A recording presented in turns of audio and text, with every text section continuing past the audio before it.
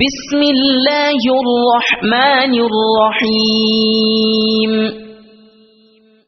إذا جاء نصر الله والفتح ورأيت الناس يدخلون في دين الله أفواجا فسبح بحمد ربك واستغفره إنه كان توابا.